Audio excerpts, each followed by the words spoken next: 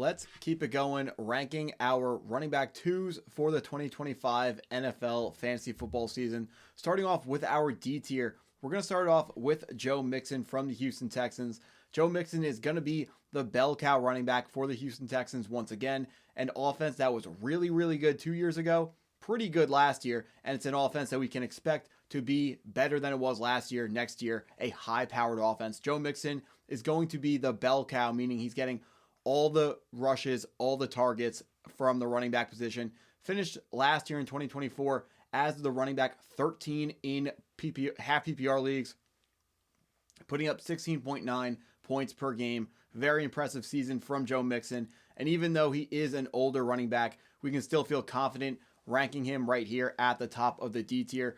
Moving on to our next guy, it's going to be James Cook, who last year in 2024 was running back 8 on the season, averaging 16.1 points per game. He's currently in some contract talks, dispute, whatever you want to call it, with the Buffalo Bills. He wants to get paid. They don't want to go ahead and pay him. He's coming off of a really good season. Currently, all we can do is rank him with the information that we have. It's not a lock that he's going to be on the Buffalo Bills this upcoming season, although it's much more likely than not that he will be on the Buffalo Bills. So really strong offense.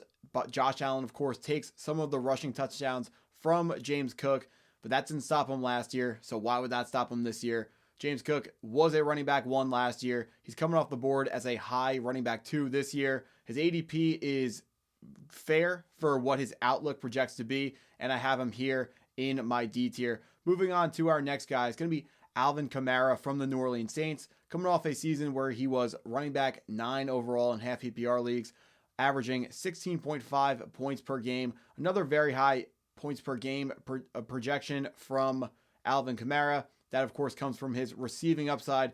Very talented receiving back as far as running backs go. Yes, he is on the wrong side of 30, but he was just extended with a 2-year contract from the New Orleans Saints, and they brought in Devin Neal from the University of Kansas in the late rounds of the draft.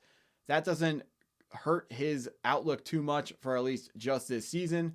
We know the team is invested in him with that 2-year contract, which means they're expecting him to play at least 2 more years in the NFL. And if NFL teams are going out and investing in these older running backs, that tells us that we can confidently invest in them as well. Because I promise you, no matter how much you're playing Underdog Fantasy Football, the New Orleans Saints have invested more money in Alvin Kamara, and they're the people who get to see him every single day. They're the people who have the doctors who are able to talk to him, do tests on him. They know just how healthy he is. If they're telling us that he's still going to be good for this year, we can confidently draft him here, knowing that he will be healthy for this year. But let's talk about a significantly younger running back in Mr. Chuba Hubbard, coming off the most successful season of his young career out of Oregon State, coming off a season where he was running back 12 overall on the season, averaging 14.7 points per game. Very impressive to put up that many points per game from an offense that was really, really, really bad for most of the season. They came on late, which gives us hope that Bryce Young is figuring something out and is going to be able to lead a more successful offense in the 2025 fantasy football season. It's going to be their second year under second-year head coach David Canales. Very good offensive mind. They drafted Teteroa McMillan, so this offense projects to be even better in the next season. And I do think Chuba Hubbard is someone who we can be excited to draft, even if the Carolina Panthers historically have been a very, very poor offense. Now, let's talk about our second rookie running back off this list. It's going to be Omarion Hampton to the LA Chargers, coming off the board in the first round. But now that he's in the NFL, he's a 1A. Najee Harris is the 1B. Jim Harbaugh, the head coach of the team, has came out and said they are looking to use 2 running backs. So Omarion Hampton will not be getting a bell cow workload. He's going to be getting less carries than Joe Mixon, even if he is younger than Joe Mixon and probably better than Joe Mixon at this stage of his career. Looking at his analytics, which can project how successful his career will be for fantasy football, his analytics look really good, and this is someone who you can be excited to invest in Dynasty Fantasy Football. However, for 1 year, currently as a 1A, he's not as exciting as some of these other running backs higher on the list, although I do really like the prospect of Omarion Hampton. Now, before we get into our E tier, every time you draft a team on Underdog Fantasy Football, you are put into a draft of 12 other players, which means just by random, your team has about a 16% chance of advancing to the second round where some money is made. Last year, my teams advanced 26.9% of the time, meaning using my strategies, I was able to make my teams 1.68 times more successful than just picking randomly. And if you want to learn some of these strategies and make your teams just as successful, please hit that subscribe button. It really helps me out a ton, and you can learn a lot too. But let's hop into our E tier here, which is only going to consist of 2 running backs, Kenneth Walker and David Montgomery. Starting with Kenneth Walker, the guy I have ranked higher. He is coming off a disappointing season where he was injured. He put up a running back 26 season, 14.4 points per game. Not an extremely exciting points per game outcome, but he got injured. If he stays healthy, it can be a different story. I understand he has Zach Charbonnet breathing down his neck, which of course is going to hurt his long-term outlook, or just any outlook at all. He's going to be hurt by having another talented running back also drafted in the second round a couple years ago in Zach Charbonnet. You know the Seahawks want to use both of those guys to keep Kenneth Walker fresh. Now, continuing on to David Montgomery, he's going to be our first running back 1B that we are ranking, but we have to remember, even as talented as Jahmyr Gibbs is, in the first 14 weeks before David Montgomery injured his MCL, he was actually the running back 10 on the season, averaging 15.2 points per game in half PPR. Very impressive to be doing that, even with the talented Jahmyr Gibbs in his offense. If the Detroit Lions offense is really good again next year, then David Montgomery should be a very, very good running back again. And we're getting the right price to go ahead and select a running back 1B this far down the board. So do not worry at the fact that David Montgomery is a running back 2. Still is someone that we can feel confident investing our draft picks in. Just don't expect him to be a hero running back for cheap. He's like Kenneth Walker can maybe have that 1 in a million season where he does end up as the top 5 running back. David Montgomery certainly doesn't have that ceiling, but in a better offense, he has a better, higher floor than Kenneth Walker brings to the table. Now, moving on to our F tier, we're going to start it off with James Conner. Almost called him David Johnson. James Conner, 2024's running back 10, averaging 14.4 points for the Arizona Cardinals. Got receiving upside just like Alvin Kamara, and he's older just like Alvin Kamara. Both running backs on the wrong side of 30. But if we dive into James Conner's contract, we can see that after this season, there's a team option for the Arizona Cardinals. They can cut him after this year and incur very small, if not zero, dead cap after this year. So that gives us cause to pause when it comes to drafting James Conner in our drafts. Yes, he is coming off a running back 1 finish. I still don't trust him because he's on the wrong side of 30, and his own team is not putting a ton of financial investment in him. Moving on to after James Conner, we have 3 rookie running backs in a row. I honestly do not care where you put any of these guys in relation to each other. I put them RJ Harvey, Travion Henderson, then Quinshon Judkins. If we want to take a look at our predictive analytics for fantasy football success for rookie running backs, obviously Omarion Hampton is going to come out as the best one.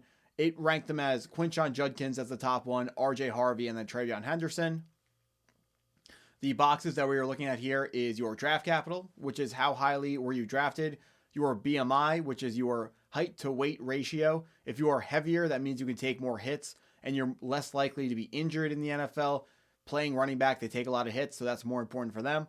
40 time, how fast does this guy run? And then college target share percentage. That is a tool for measuring receiving upside, so we can go ahead and predict,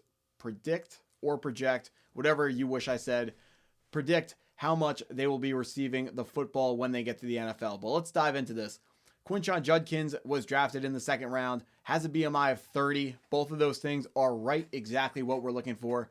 The sweet spot for BMI is 30, where the sweet spot for draft capital is top 3 rounds. In both of these stats, the higher, the better. 40 time, just want to see them run faster than a 4.6. A 4.5 is pretty good.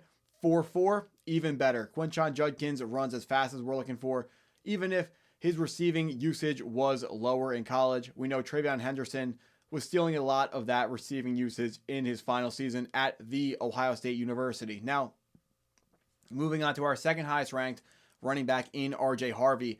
He was drafted in the late second round, still exactly where you want to be draft capital wise. He has the highest BMI of the rookie running backs in this range, coming off having a BMI of 31.2. Very impressive. We can expect him to be able to take hits in the NFL, and he's on what I'm projecting to be the best offense of the three. Drake May with the Patriots, it's a little bit of a question mark how good that offense will be. The Browns don't have a quarterback. They're probably going to have an awful offense. And then the Broncos have Sean Payton, who historically runs a very good offense. This is the reason why I have RJ Harvey at the top of this tier. Now, going over the analytics for Travion Henderson, he is also drafted in the first round. Drafted pretty early on in the first round. His BMI is too low. We're looking for, if you're going to be in the 29s, we want to see 29.8 or 29.6. 29 flat is really, really not what we're looking for. Borderline detrimental to having a successful career in the NFL at the running back position. His 40 time, plenty fast, 4.43, and he had a pretty solid college target share at 7.5. So that's pretty good when we're talking about Travion Henderson. But I will say the analytics had the overall grades. Travion Henderson did grade out significantly lower than these other running backs, but I wouldn't put too much past him because what you're looking for out of these guys is you don't need someone who crushes every box. You just want someone who checks every box. So we want you to be drafted, late second round. You want your BMI to be 30 flat, your 40 times to be 4.58, and your college target share to be like a 7.5. You don't have to crush any one box.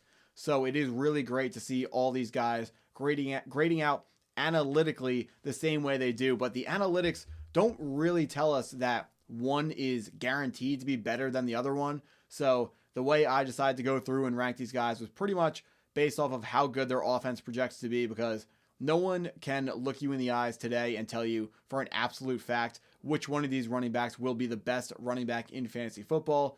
The one that I'll have the most shares of come the end of the year on Underdog will probably just be the cheapest one, which I think right now that's Judkins, but that changes every second, every hour. People are constantly drafting. ADPs are constantly changing.